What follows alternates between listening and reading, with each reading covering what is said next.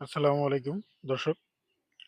আজকে আমি আমার ছাদ বাগানের বাইকুনুর জাতের যে আঙুর গাছটা আছে সেটার একটা আপডেট দিচ্ছি। দেখুন, আমার বাইকুনুর জাতের আঙুর প্রায় 3 মাসের কাছাকাছি হবে আমি এই গাছটা কিনেছি। ইতিমধ্যে গাছটা আপনারা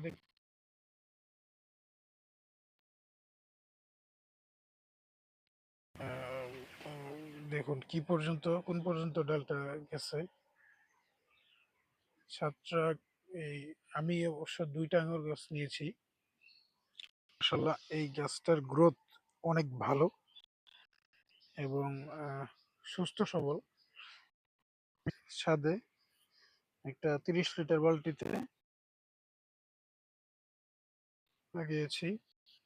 দেখতে পাচ্ছেন আঙ্গুরের গাছের বাইকুনুর জাতের আঙ্গুরের চারার, দেখুন সাইজটা থাকবে এরকম খাস কাটা। ঠিক আছে, আমার কাছে টক জাতীয় গাছের চারাটাও আছে, ওইটার পাতা হচ্ছে গোল। আমি একটু দেখিয়ে দিই আপনাদের।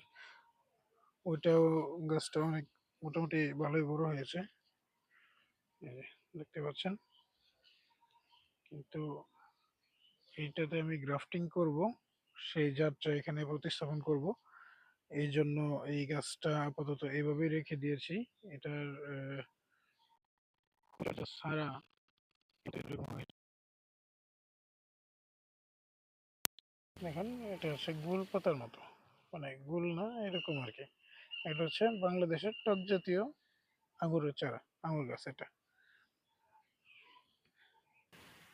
তো এই হচ্ছে আমার বাইকুনুর জাতের আঙুরের চারা। গ্রোথ মাশাআল্লাহ অনেক ভালো হয়েছে।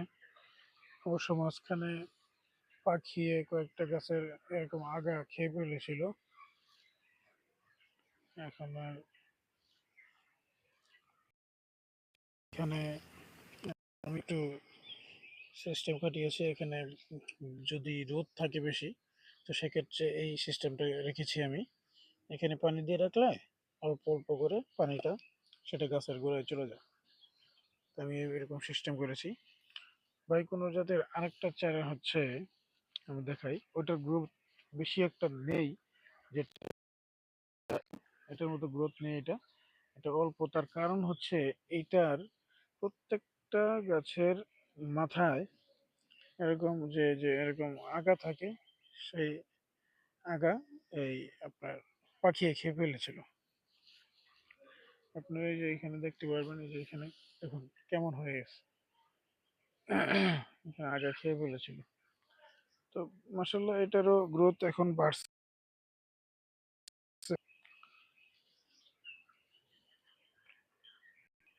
আমি এই গাছটি অনলাইন থেকে রাজশাহী থেকে নিয়েছিলাম।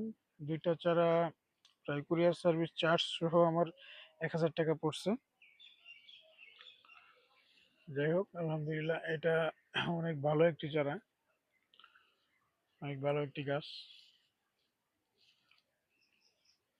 আমার বাগানে আরো অনেক গাছ আছে, আমি সব দেখাবো।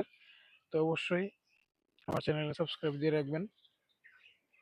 আল্লাহ হাফেজ, আসসালামু আলাইকুম।